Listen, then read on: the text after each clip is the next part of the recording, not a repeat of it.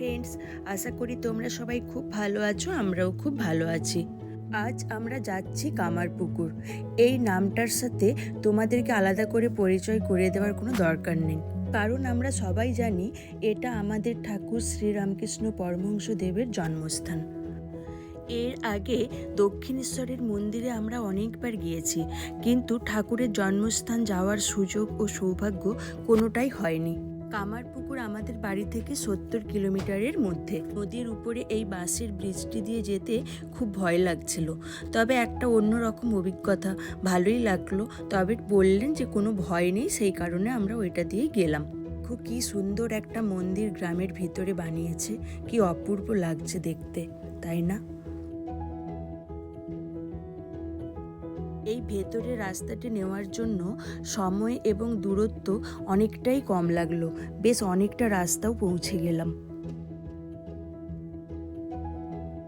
তোমরা যারা কলকাতা থেকে যেতে চাও তারা ট্রেনে করে তারকেশ্বর বা আরামবাগ গিয়ে ওখান থেকে ট্যাক্সি বা বাস নিতে পারো। আর যদি কেউ নিজেদের গাড়ি নিয়ে যায় তাহলে তো আরোই সুবিধে। বেশিক্ষণ যেতে লাগবে না, 29 কিলোমিটার পরেই কামারপুকুর পৌঁছে যাব।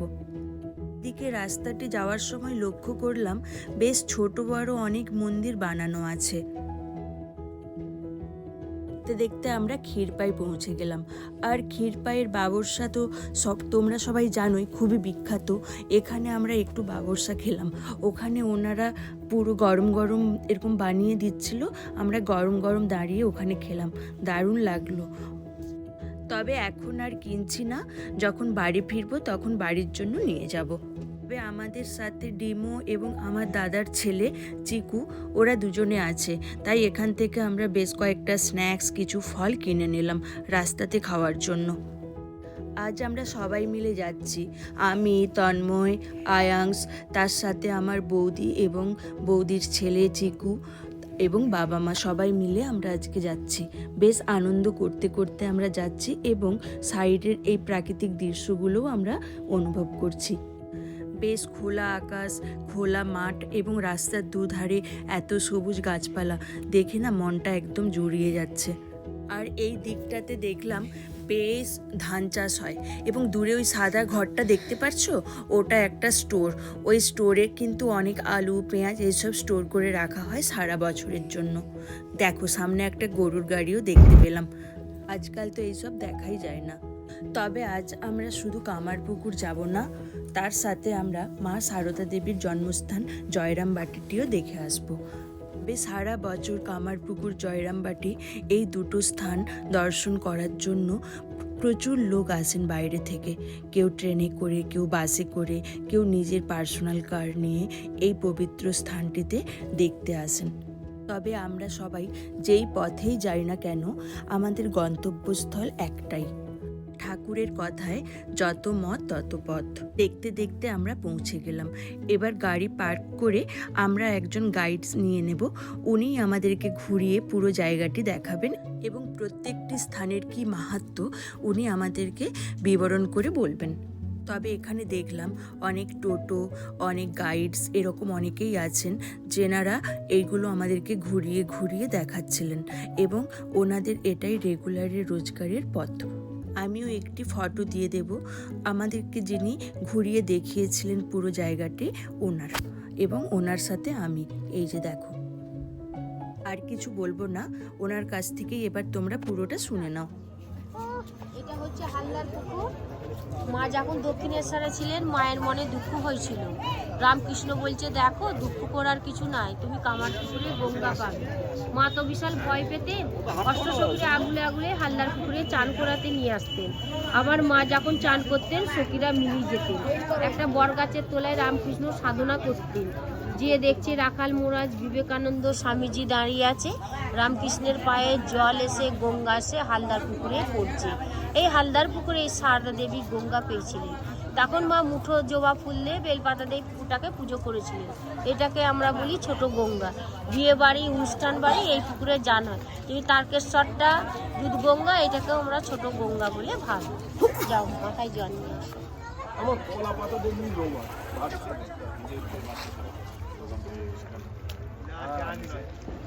চান করতে পারো, এখানে কাপড় কাচে চলবে না।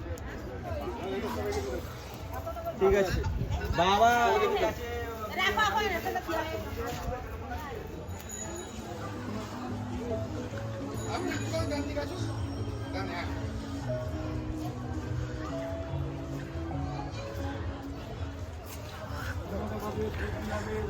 আর এগুলো অরিজিনাল বাড়ি থাকতে, আর ওই যে বাবা যেখানটায় বসা আছে ওখানেই ঠাকুরের ঢেকিশালা ছিল, ভেঙে মন্দির করে দিয়েছে, বুঝলেন তো দাদা।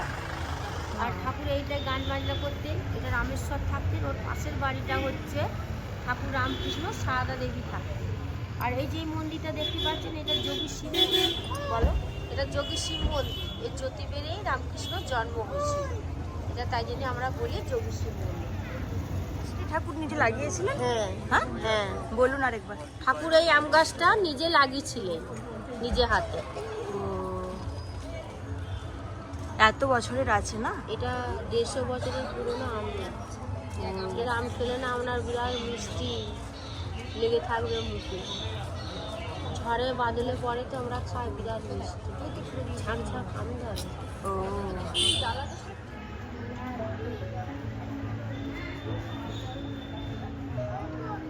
হচ্ছেন ধর্মলাস লাহা, আর উনি হচ্ছেন গোদাই।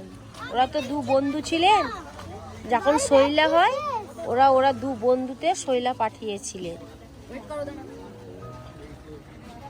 এই দেখুন লেখা আছে। এই জায়গাটাতেই সেটা হয়েছিল? হ্যাঁ, না জায়গাটা হয়েছিল আগে, এই যে ওখানটা করে হয়েছিল, মানে এটা করে রেখেছে। দেখানোর জন্য। হ্যাঁ, জমিদার আর ওই রামকৃষ্ণ ওরা দু বান্ধে মানে তো সই পাঠায় না, তখন এইটা করেছিলেন মনসা তোলায়। এই যে করেছিলেন লেখা আছে যে শোকা পাঠিয়েছিলেন। আর ও হচ্ছেন দাদা, আমার দিকে আগে তাকান, এটি হচ্ছেন ধর্মলাস লাহা। ধর্মলাস লাহা হচ্ছে জমিদার। ঠিক আছে তো, এবারে বলবো তো। রামকৃষ্ণের বাবা যখন দেড়ে গ্রামে বাড়ি,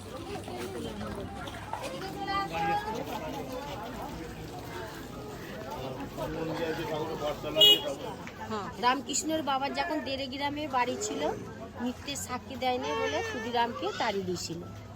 তখন ক্ষুদিরাম এখানে রঘুপীরকে মাথায় করে নিয়ে গ্রাম ছেলে ফ্যামিলি নিয়ে এখানে চলে এসেছিল। এই জমিদার ধর্মলাস লাহা ক্ষুদিরামের বাবাকে আশ্রয় দিয়েছিল। সারদা দেবীর যখন 6 বছর বেলায় বিয়ে হয়েছিল, এই প্রচণ্ড দিদির গয়না পরিয়ে জমিদাররা মাকে বিয়ের সময় সাজিয়ে নিয়ে এসেছিলেন। মা যখন ঘুমিয়ে পড়েছিলেন তখন ঠাকুর রামকৃষ্ণ গয়না খুলে ফেরত দিয়ে দিয়েছিলেন। বাচ্চা মেয়ে তো হাত পা ছড়িয়ে কাঁদাকাঁদি করছে। রামকৃষ্ণ বলছে, দেখো দুঃখ করো না, পরের জিনিস তো আমি ফেরত দিচ্ছি, গয়না করে দেবো। ঠাকুর কি করলেন, তখনকারের যুগে হাঙর বালার গোলার হার করে দিয়েছিলেন, এখনও মা পরে আছে। আর এই প্রচণ্ড রামকৃষ্ণকে ভালোবাসে, যে কোলে করে নিয়ে চলে আছে। এনার মেয়ে ধর্মলাস লাহা কোলে। এটা হচ্ছে লাহাবাউদের দুর্গা মন্দির, বিষ্ণু মন্দির। ঠাকুরের যখন 5 বছর বয়স ছিলেন, খায়দাই পাঠশালায় পাঠিয়ে দিতেন। ঠাকুর পাঠশালায় না যে এখানে মা কালীর ছবি আঁকতেন, ধ্যান করতেন, নারায়ণ শিলাকে পুজো করতেন। এর উপরে নিচে ঘর আছে, যেটা বর্গী মারাঠা আমলের মন্দির। বর্গীরা যখন হামলা করতে আসতেন, এখানে জমিদাররা গয়না গাটি নিয়ে তোলার ঘরে চলে যেতেন। আবার যখন লুটপাট সারা হয়ে যেতেন, জমিদাররা গয়না গাটি নিয়ে বেরিয়ে আসতেন। এই মন্দিরের রাস্তা আছে, একটা ডান দিকে বাঁ দিকে কাঁচের মধ্যে নারায়ণ শিলা আছে, আর বাঁ দিকে রামকৃষ্ণ মা কালীর মূর্তি আছে। জুতোটা খুলে উপরে যান। আর এই পুরা মাটির কাজগুলো দেখবেন বিষ্ণুপুরে, বাঁকুড়াতেও দেখা যায়।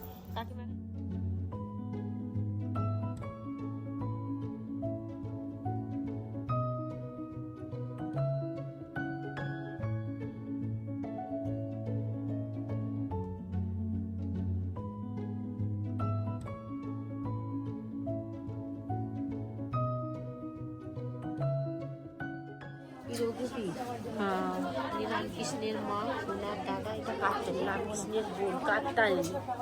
উনি হচ্ছেন ধর্মলাস লাহা। দু বন্ধু ছিল, রাস হয়েছে না, সে রাস উপলক্ষে এগুলো সব হয়েছে। কার্তিক মাসে রাস মেরে ঢেকি সাল থেকে বেরোচ্ছে বন্ধুরা। আর এই যে ঠাকুর সাধু সেবা করছে।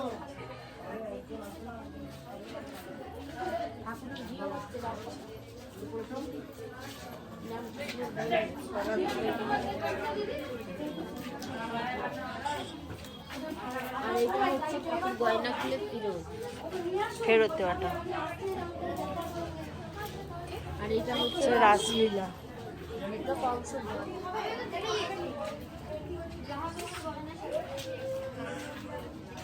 শিব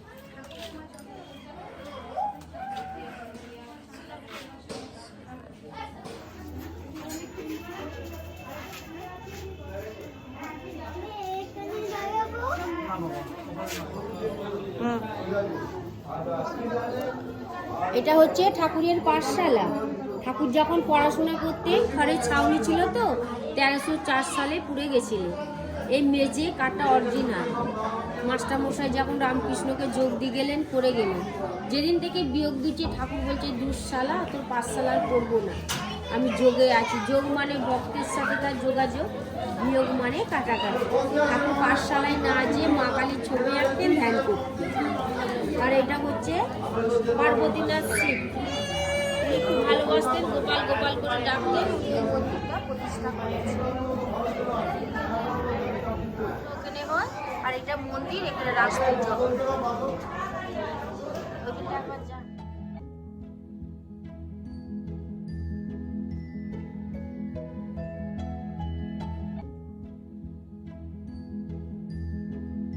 এই পাঠশালার দেওয়ালে ঠাকুরের জন্ম থেকে অনেক স্মৃতি গল্পের ছলে লেখা আছে। ঠাকুরের অনেক কিছুই তথ্য আমরা জানতাম না, এখান থেকে আমরা অনেক কিছুই আবার নতুন করে জানলাম। এখানে ঠাকুরের সাথে মায়ের অনেক ছবি লাগানো ছিল। এই ছবিগুলি একেবারেই বিরল, তাই ভাবলাম একটু ভিডিও করে রাখি। যারা এখানে এখনো আসেনি তারাও একটু দেখার সুযোগ পাক, সেই জন্যই আমি একটু ভিডিও করে রাখলাম।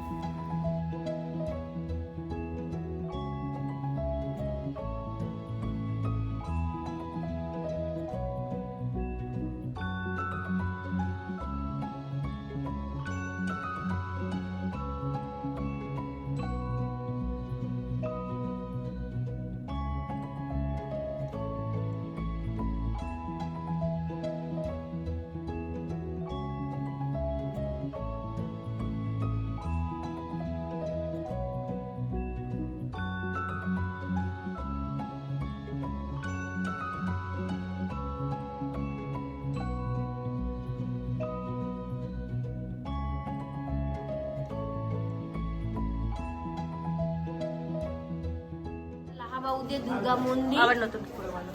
এটা হচ্ছে ঠাকুর দুর্গা পুজো হয় 10 দিন ধরে। ঠাকুর নিজে চক্ষুদান করেছিলেন। এর উপরে প্রতিমা এরকম 10 দিন ধরে যাত্রা হয়। আর এইটার উপরেই কাটা মোটার উপরেই ঠাকুর প্রতিমা তৈরি হয়, এরকম হয়। আচ্ছা,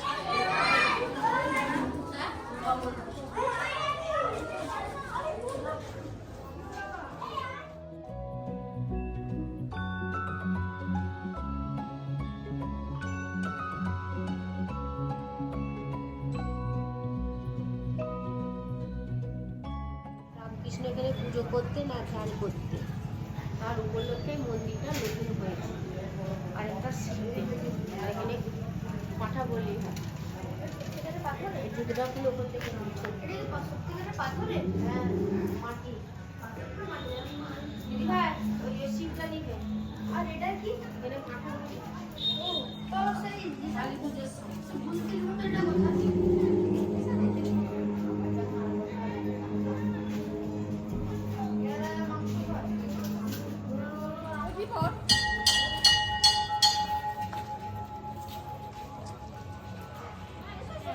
না, দুজনে মিলেই করো। আসো ধরো, ওইদিকে তাকাও, ধরো ওদিকে তাকাও, ওদিকে তাকাও, ওদিকে তাকাও, টানো না, করো না, ওদিকে তাকাও।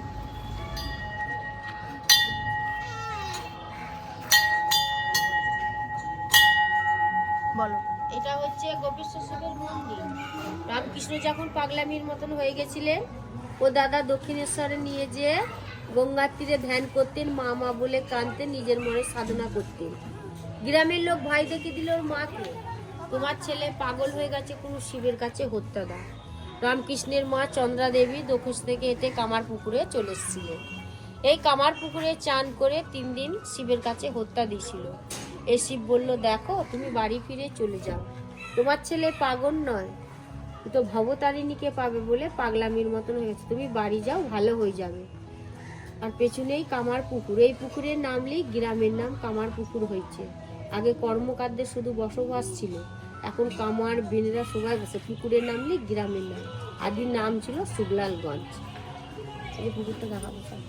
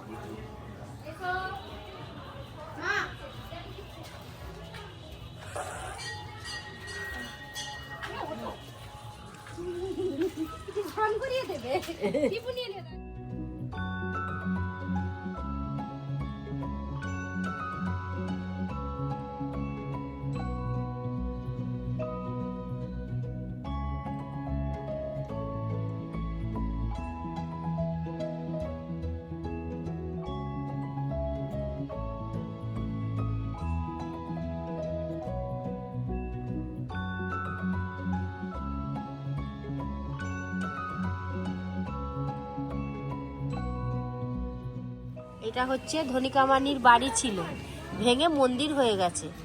ঠাকুরের যখন জন্ম হয় ঢেকি ছিল, ঢেকের পরে ধান সিদ্ধ উনুন ছিল, তো গড়িয়ে চলে গেছিলেন। ধনিকামানি রামকৃষ্ণকে ছায়া অবস্থায় তুলেছিলেন। যত গা মাথা মুচোচ্ছে, ওর গা থেকে একটা দৃষ্টি এসে যাচ্ছে। আবার যত বড় হচ্ছে, গোদার মা যে হচ্ছে গোদায় তুই কার কাছে ভিক্ষা নিবি। তখনকার এই যুগে খুব জাতের বিচার ছিল, ব্রাহ্মণ ছাড়া বইতে হতো না। একদিকে নিজের মা দাই মা দাঁড়িয়ে আছে। ঠাকুর যখন মন্তর পড়ে যাচ্ছে পইতে নিতে, গদার মা ডাকছে, গোদাই তুই ভিক্ষা নিয়ে যা। বলছে আমি তো তোমার কাছে নেবো না, যে আমাকে কুড়িছে লালন পালন করে মানুষ করেছে, আমি তার কাছেই ভিক্ষা নেব। বলছে তুই ব্রাহ্মণের ছেলে হয়ে তুই ধনিকামানির হাতে ভিক্ষা নিবি না? বলছে মায়ের তো কোনো জাত নাই। ওই ধনিকামানির হাতেই ঠাকুর প্রথমে ভিক্ষা দিয়েছিলেন, তারপরে ওর মায়ের কাছে। এটা মাটির বাড়ি ছিল, ভেঙে মন্দির করেছে। রামকৃষ্ণকে কোলে করে নিয়ে বসে আছে। আর সব বাপের বাড়ির লোক। এদিকটা কামার পাড়া, ওদিকটা নাহা পাড়া। জুতোটা খুলে যায়।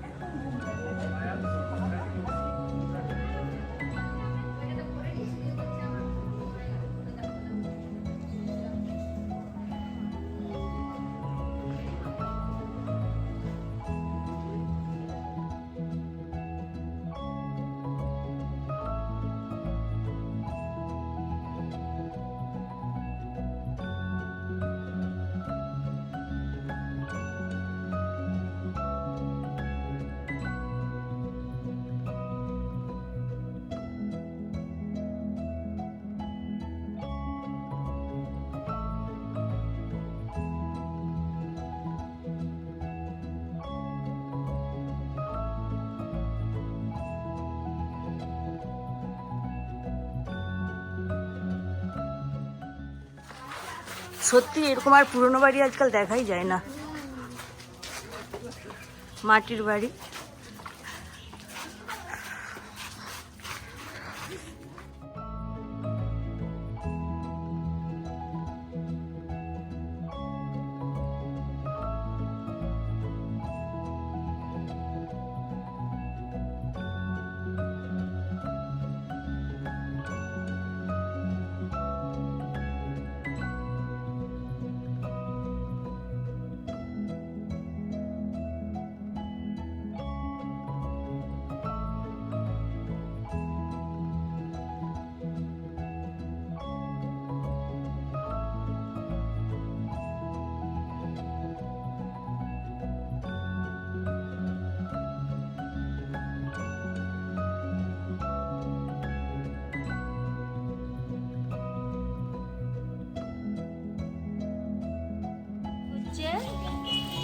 সীতানাথের বিষ্ণু মন্দির ছিল, ভেঙে গেছে, যখন মন্দির করে দিয়েছে। যেই ছেলেটি পাঠ করবে তার তো শরীর খারাপ ছিল, গোদাদাই নাচে গানে অভিনয়ে ভালো।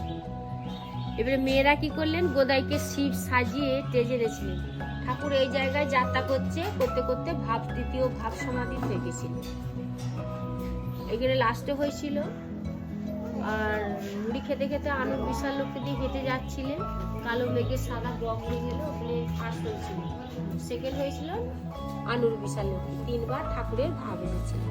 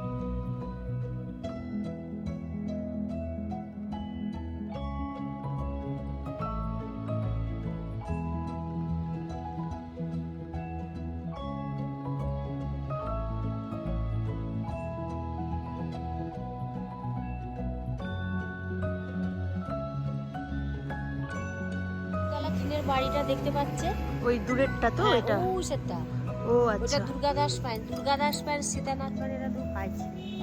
মানে এরা রয়েছে ঠাকুর না, ছোটবেলায় ওদের বাড়িতে খেলাধুলা করতে যেত।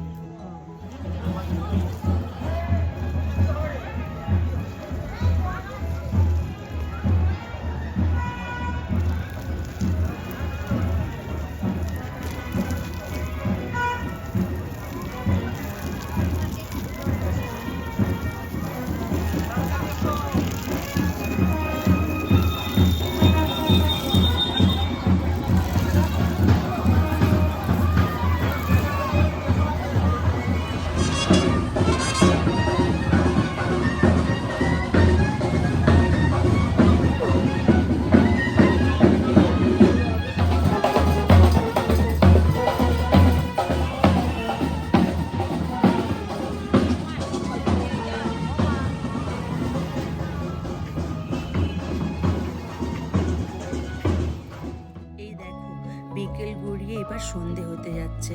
আমরা এখন রওনা দিয়েছি জয়রামবাটি যাওয়ার জন্য। রামকৃষ্ণ মিশন মঠে প্রসাদের ব্যবস্থা ছিল, আমরা একটু লেটে পৌঁছেছি, তাই ওখানে এবার প্রসাদ পেলাম না। আমরা হোটেল থেকে কেনাকাটা করে খাওয়া দাওয়া করে এখন আমরা রওনা দিলাম। কামারপুকুর আর জয়রামবাটির খুব একটা দূরত্ব নয়, ওই 6 কিলোমিটারের মতো। আমরা এখন ওখানেই যাচ্ছি। ওখানে মা সারদা দেবীর আশ্রমটি আমরা ঘুরে দেখব, আর ওখান থেকেই আমরা আবার বাড়ির দিকে রওনা দেব। তবে আশ্রমের ভিতরটিতে আমরা মোবাইল নিয়ে যেতে পারবো না, আমি বাইরে থেকেই একটু তোমাদেরকে আশ্রমটা ঘুরিয়ে দেখিয়ে দেবো।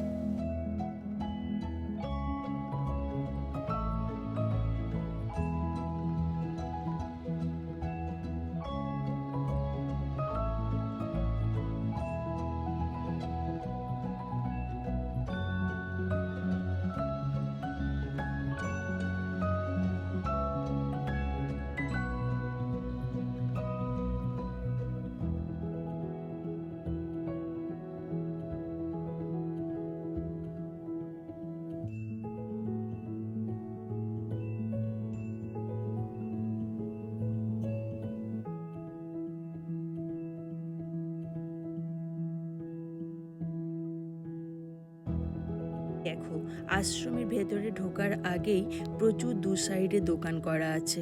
আমরাও বেশ কয়েকটি জিনিস এখান থেকে নিয়েছি। কয়েকটি মাটির গয়না কিনেছি, বাচ্চাগুলোর জন্য 2-3টে খেলনা কিনেছি। বেশ ভালো লাগছিল দেখতে। যেহেতু এখন সন্ধ্যা হতে চলেছে, আমরা শুনলাম 6টা থেকে ওখানে প্রার্থনা হয়, তাই আমাদের ওই প্রার্থনাটি দেখার এবং ওখানে একটু বসার ইচ্ছে আছে। তারপর আমরা একটু এখানকার দোকানদানিগুলো ঘুরে দেখব, তারপর আমরা বাড়ি যাব।